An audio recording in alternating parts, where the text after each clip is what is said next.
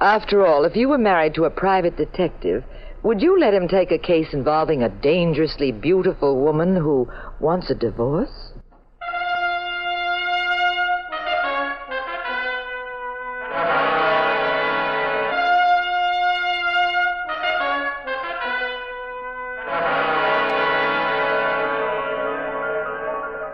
The National Broadcasting Company presents The Adventures of the Abbotts, starring Claudia Morgan and Mandel Kramer as Pat and Jean Abbott, those popular characters of detective fiction created by Francis Crane. NBC invites you to join Pat and Jean each week at this time for an exciting recorded adventure in romance and crime. Now here is Claudia Morgan as Jean Abbott to set the stage for tonight's puzzle in murder.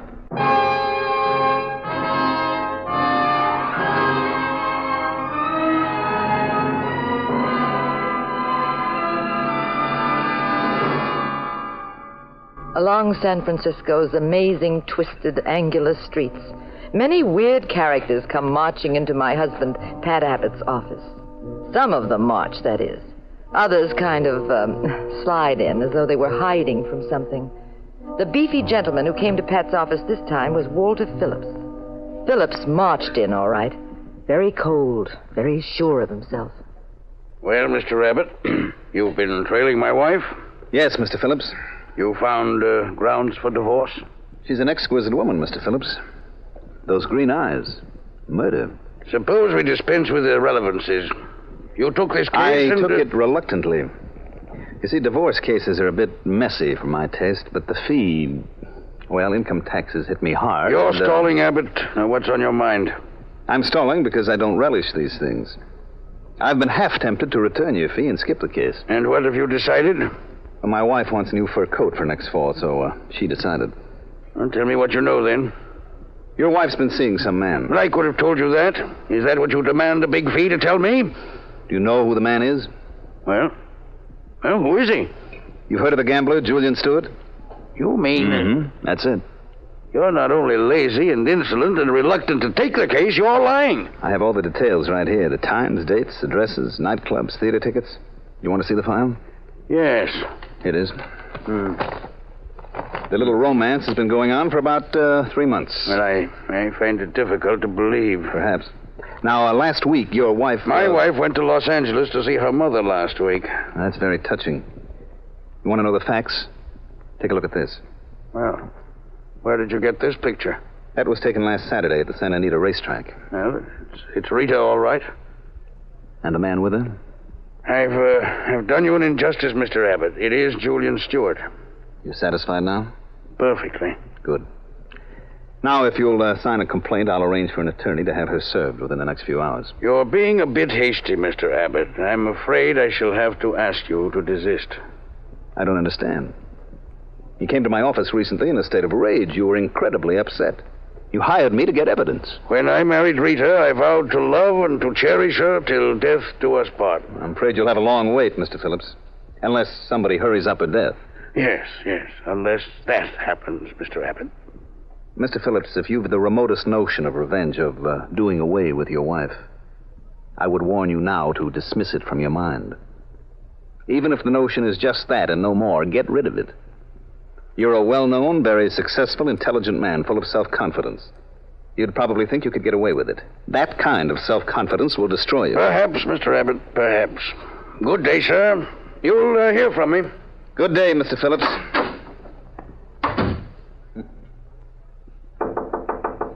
Jean, come in. Oh, Pat, he looked very distracted. He should be, darling. His wife's two-timing him. He getting the divorce? He doesn't want it now. Got good grounds? Well, that depends.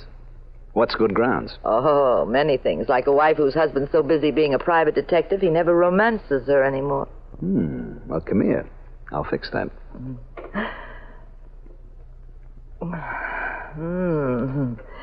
I like San Francisco better than Reno anyway.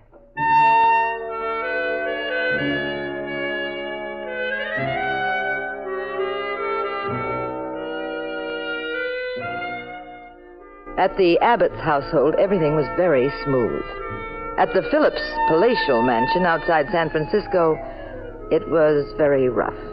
Walter Phillips had gone from Pat's office directly to his wife's luxurious bedroom. Walter, darling, I didn't think you'd be home this early. Well, I felt I'd been neglecting you, sweetheart. Well, haven't I, Rita? Why, no. It's awfully nice of you to take that attitude, Rita. But let's face it, I haven't given you 1/10 of the attention you deserve. However, from now on, things are going to be different. Are they? You won't have to visit your mother in Los Angeles for lack of something better to do. Oh, incidentally, how is your mother? I've neglected to ask. Oh, why, she's just fine, Walter. Well, that's nice. How did she like the races? The races? Santa Anita. I wasn't there. Funny. I ran into one of my friends today, and he was positive he saw you at the track. Oh, well, one day Mother was busy, so I did go to Santa Anita. You never mentioned it to me. I didn't think you'd care. But, Rita, everything you do interests me. Incidentally, what do you hear from Julian Stewart? Julian? Mm-hmm. Well, I haven't seen him in weeks. Really, darling? Yes, the last time I saw him was 3 or 4 weeks ago. You remember we were all at the 84 Club? You haven't seen him since? No. You're lying, sweetheart. Now, listen, Walter. If there's one thing I detest, it's a liar. I'm sorry. I hope I didn't hurt you. My nerves, I'm rather tense and anxious these days. Get out of this room, Walter. But I said I was sorry. I must have lost my head. As you know, Rita, if you're not careful, you may lose yours, darling.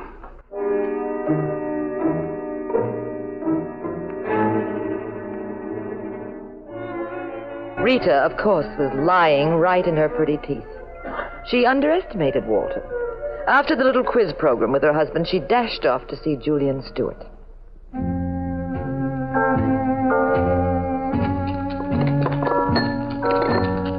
It was an out-of-the-way place, and Julian Stewart had purposely selected a dark corner. What happened, Rita? Julian, it's awful. Oh, don't spoil those gorgeous eyes with tears, Rita. I said, what happened?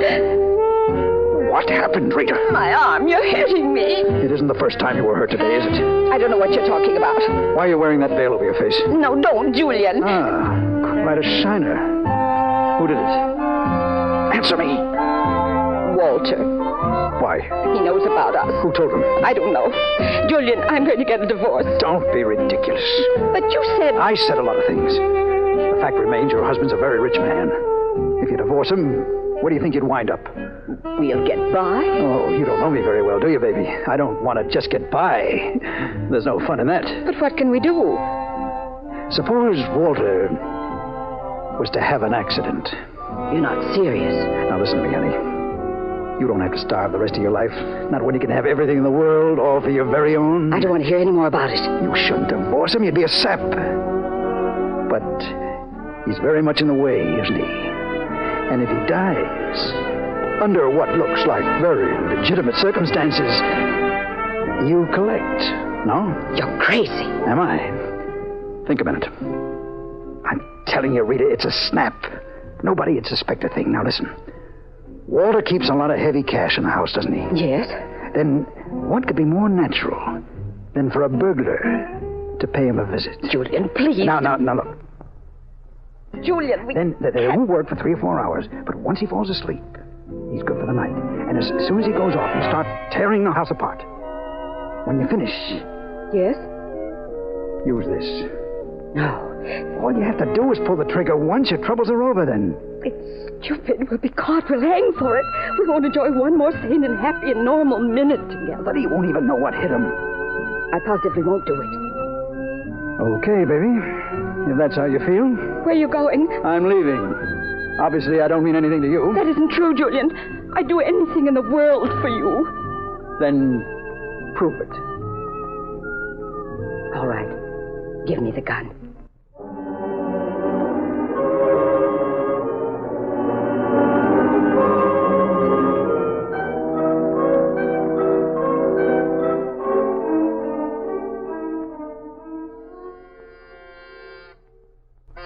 Yes?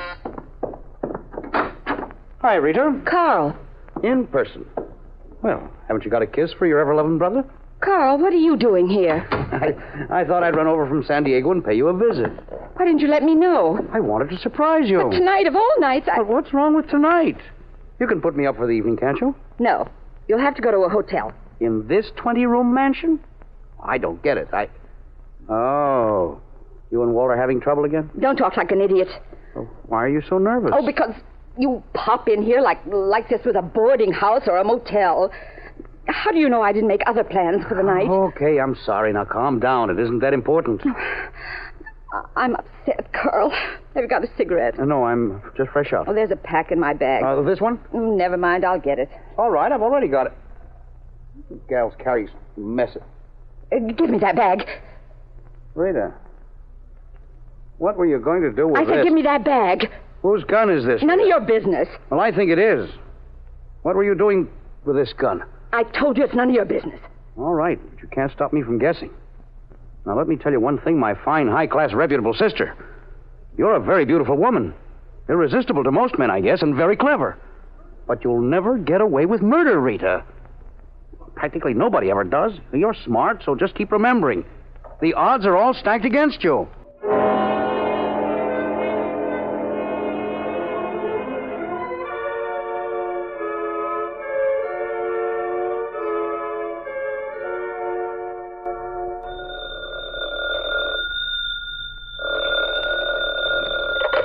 Hello. Julian, this is Rita. Oh, what's up, honey? We can't do it tonight. Why not? My brother, Carl, came to town. He knows everything. What? I couldn't help it. I forgot myself for a moment. He found the gun, Julian. So what? I've got another. Now, look, Rita. You made up your mind. It's tonight or never. But with Carl in the house, it isn't safe. Oh, forget it. Go to sleep. When you wake up, it'll be all over. What are you going to do? Never mind what I'm going to do. Forget it. Don't worry about it. What you don't know will never hurt you. Just leave it to Julian.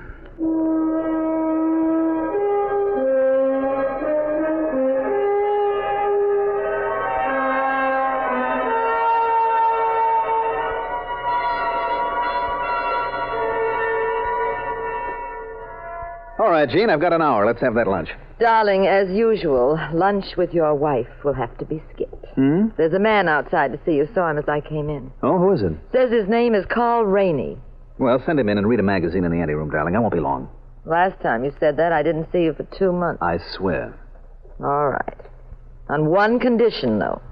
You must tell me what Rainey wants. Darling, a private detective who has ethics does not tell his Most wife... private detectives don't have such trusting, loyal, intelligent... talkative, time-wasting wives. Now get out and send him in. Fresh. Step in, Mr. Rainey. Thank you. Well, what can I do for you, Mr. Rainey? I'd like to know how to go about having a person legally committed. Well, that's easy. You go to a lawyer, not a detective. I want someone committed to an insane asylum. Well, then you also need a psychiatrist to examine whoever this is. Well, you see, my sister, she's the one. I'm very sorry. The case doesn't seem to concern a private detective. You're in the wrong office.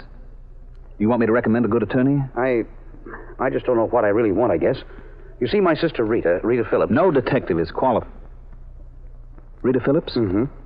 Well, sit right down again, chum. Your brother-in-law came to see me just this morning. What did he want? Oh, we can skip that. That would be divulging a client's conversation. But would you help me?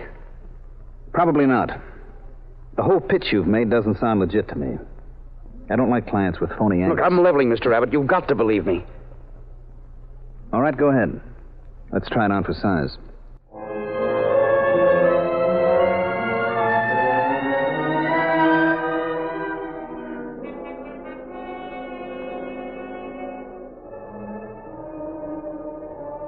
I missed lunch with Pat, of course.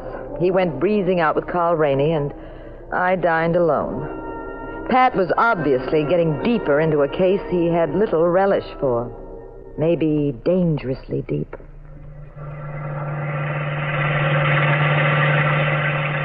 Now, look, Rainey, we've been driving around for over an hour. Where are we going? I'm taking you to my sister's house. You told me that, but where does she live? Mexico City? Oh, now listen, Abbott. No, you try doing a little listening, just for a change. You know, this ride hasn't been a total loss. I've been doing a little thinking. Have you? Mm-hmm. Your sister is playing around with a man named Julian Stewart. That's a lie. Now, you know better. So you must have come to my office for only one reason. You want to establish the fact that she's not responsible in case anything should happen. What are you talking about? Well, let's assume, just for the sake of argument, that your sister commits a murder. I guess I hit the jackpot, hmm? What are you stopping here for? I want to hear every word of this. Go on, Abbott. You were saying? I was saying merely that if your sister Rita murdered someone, it would be awfully helpful if you could prove that you had consulted a responsible person before having her committed to an insane asylum. A jury, in that case, might never find her guilty of murder in the first degree. Hmm? There'd be considerable question about her sanity. That casts extreme doubt on convicting her. She did not know, as they say in legal psychiatry, the nature and quality of her act. That gets us into the intriguing area of lunacy and homicide. And that's quite a clever theory, Abbott. It's more than just that, Rainey. It's your gimmick. And it's in operation. Suppose it is. What do you propose to do about it? Give the victim ample notice. I thought I understood an ethical private detective's dealings with his clients are confidential. Not in this case. You don't sit idly by and watch a man get killed. Suppose you were a psychiatrist. A man comes to you and swears he's going to commit murder. Very convincingly. You going to keep quiet about it? I hardly think so. You'd warn the victim. There's a point where ethics becomes impractical, no? Just a second. Stay in the car. Where do you think you're going? Put away that gun, Rainey. That won't stop me. I said, where are you going? I'm going to call your brother-in-law, Mr. Walter Phillips, out of common, ordinary decency, and tell him that somebody's planning to kill him. Okay, so the gun won't work. Maybe something else will. It usually does. How about 1,000, Abbott? Are you kidding? 3,000, cash. We'll go to my apartment. Get it now. I'm not for sale, chum. You tried the wrong gambit again. You're a tough customer. I'm afraid nothing will help me except maybe... pleasant dreams, Mr. Abbott.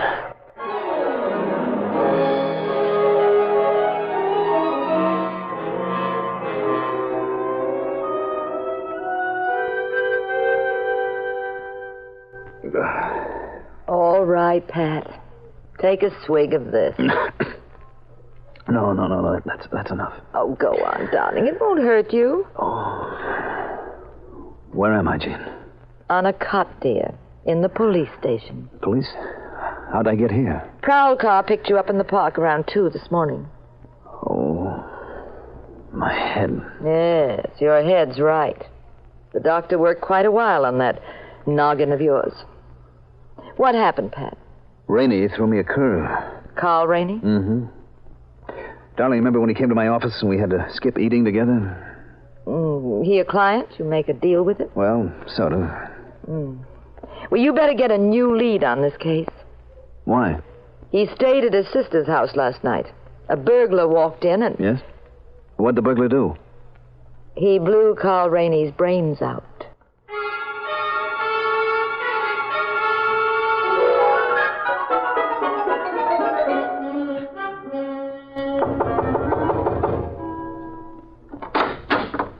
Well, Are you Julian Stewart? who wants to know? I do. Who are you? I'm a private detective. The name's Pat Abbott. I don't remember inviting you over. I have an irritating habit of showing up without an invitation. Never mind the gags, Abbott. Please, you'll have to be gentle with me. My head hurts. What's in your mind, Abbott? A man named Carl Rainey retained me to have his sister Rita Phillips committed to an insane asylum. He what? You heard me. He was afraid she'd commit murder. He's a screwball kid. He was just fooling. If he was, pal, the joke's on him. He was just murdered. Why did you come here? Well, it occurred to me that the killer might have mistaken him for Rita's husband, Walter Phillips. They were both approximately the same size, and Rainey was killed at his brother-in-law's house. What does Philip say? I haven't had a chance to talk to him as yet. First, though, I want to know why you were gunning for him. Look, friend, why don't you be as smart as you like people to think you are? Why don't you keep your nose clean? Shut up and go back to your 2-bit office and find some lost dogs and pocketbooks. I like this much better. Well, you won't like it much here if you stick around. Now get out. Okay, Mr. Stewart. I may be back, though. Gee, I don't know if I can wait. You try gags, too, don't you? And next time, give me a little notice. You look like such good company, I might want you to meet some of my friends.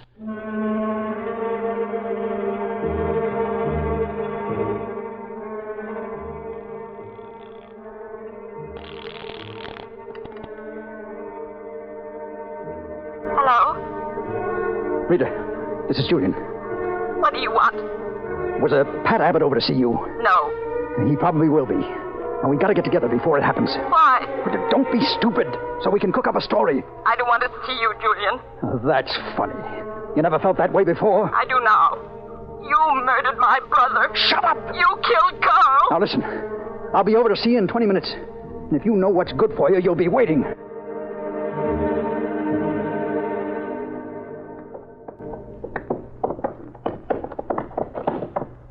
Pat, what are you going to see Mrs. Phillips for? The police have already talked to her. My hunch, Jean, is that she knows more about this murder than she's let on. Rainey's death was probably an accident. The intended victim was Walter Phillips. You think this is another Snyder Gray case? Your guess is as good as mine. Are the police protecting Phillips? He's on his way to Chicago to attend a director's meeting. Took the train at 4:30. Well, how do you know? Got it from his secretary. And if that's not enough, I also talked to the red cap who put him on the train. Is this the house? Mm-hmm. Careful now. Do you think she'll talk to you alone? She'd better. She will. You're the persuasive type. When my wife's with me, I'm persuasive. That's why she's with you. There are all kinds of persuasion a man can use in a woman, and some of them I don't like. Oh, darling, maybe we're wasting time. Doesn't seem to be anybody home. Okay, then. I'll have to open the door. With what? I got keys. How? Oh, I got ways, too. Locksmiths in the neighborhood. Servants. Here we go. Pat, this is housebreaking. Oh, I'm on police business, my dear girl.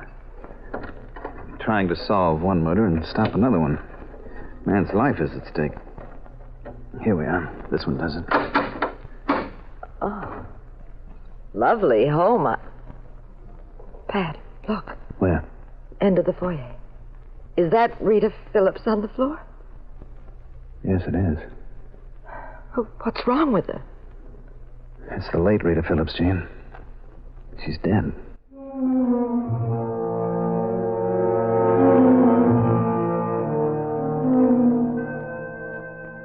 Did you call the police? Yes, they're coming right over. I want a closer look at Rita.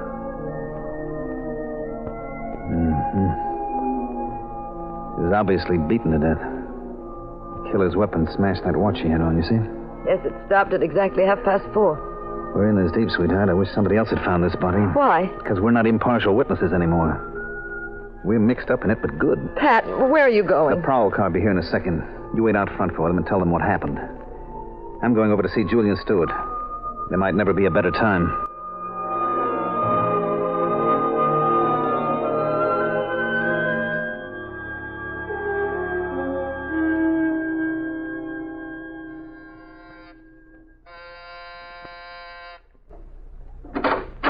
Yes? Hello, Mr. Stewart. I said I might be back. And I said I didn't want you back. I threw you out once. Do I have to do it again? Where were you at 4:30 this afternoon? Why?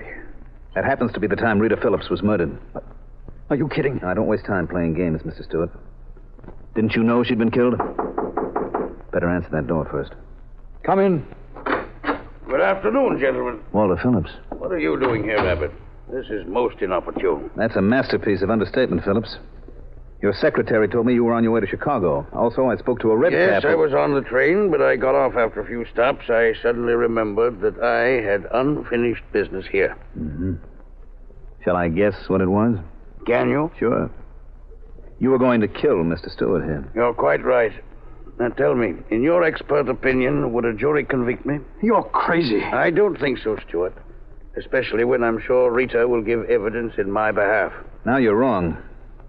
Your wife won't testify. I know her better, my friend. Yes, but obviously you haven't seen her lately. She's been murdered. What? Rita's been... Oh, no. Yes, it's true. I'm sorry. I just came from your apartment. You're lying. I hardly think so. Who did it? I was just going to ask Mr. Stewart about that, but suppose we ask you first. Me? Why? Because you're the most obvious suspect. Your wife was playing you for a chump. And a man like you would never take that lying down. That's a ridiculous assumption. It would never hold water. Well, then you shouldn't mind supplying all the evidence for the alibi, should you? At 4:30 this afternoon, I was in the dining car aboard train 707. Now, if you'll permit me... Oh, why? Give me that gun. Certainly, Mr. Abbott. There you are. Oh, don't waste time examining Julian Stewart. I'm an excellent shot. I shan't fight you at all, as you can see. I handed you my gun. Any jury will agree I had ample justification to kill him. Surely. And I will go scot-free. Maybe. There's just 2 other items. You also killed your wife and Carl Rainey. What? In those instances, Mr. Phillips, the jury will believe me, not you.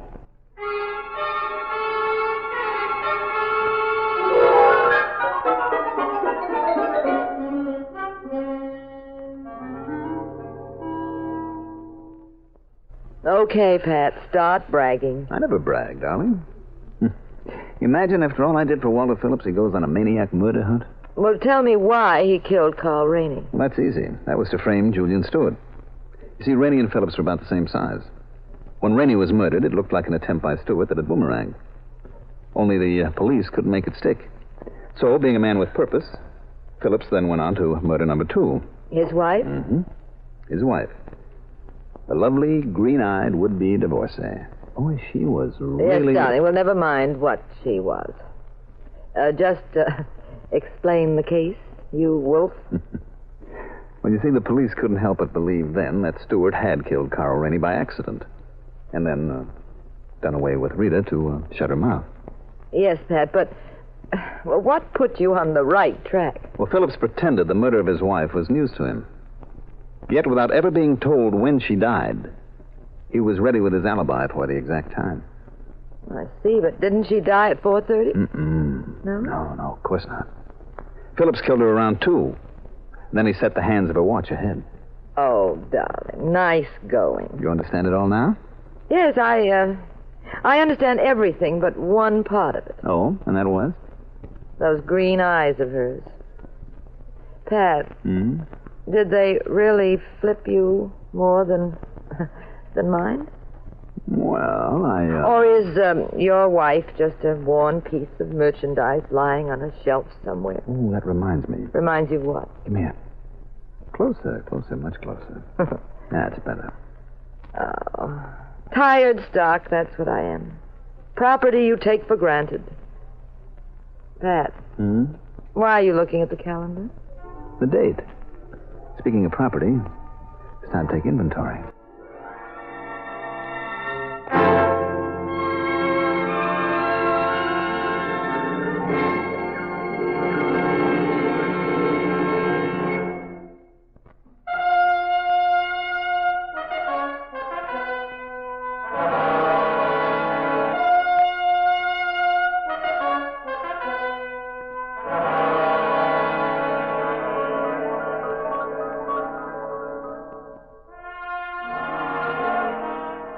The National Broadcasting Company has presented The Adventures of the Abbotts, starring Claudia Morgan and Mandel Kramer as those popular personalities of detective fiction, Pat and Jean Abbott, created by Francis Crane.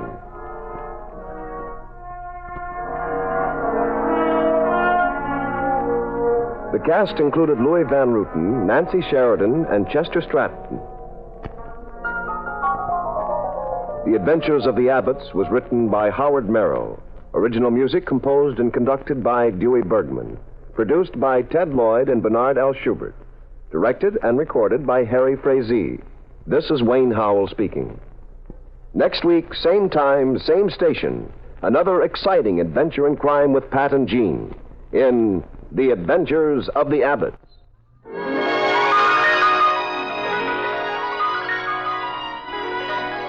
Adventures of the Abbotts has come to you through the worldwide facilities of the United States Armed Forces Radio and Television Service.